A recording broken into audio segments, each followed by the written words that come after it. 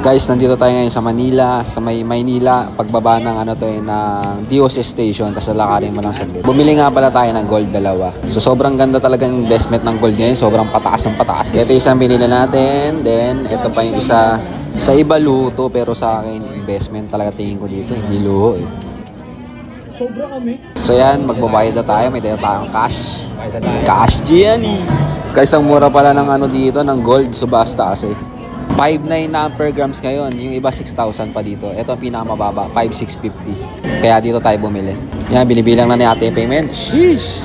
So yan, nabili na tayong dalawang necklace. Isang 8.1 grams and 0.3 grams. Dito yan sa number 36 na subasta. Basta number 36 store. Siyempre hindi pa natatapos yan guys. Bumili pa tayo na isang sing-sing dito. Ayan, 2 grams na ring.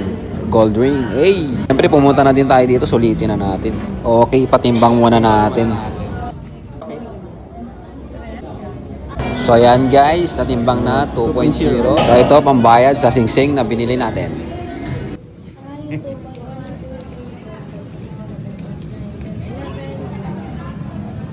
Ayun, thank you po. Meron na naman tayong sing-sing na bago. Ayun no. So guys, punta na kayo dito. Ang mura ng per grams na 5,650. Yan may pang geng-geng na naman tayo. Sheesh, geng-geng, another day, another gold. Hey.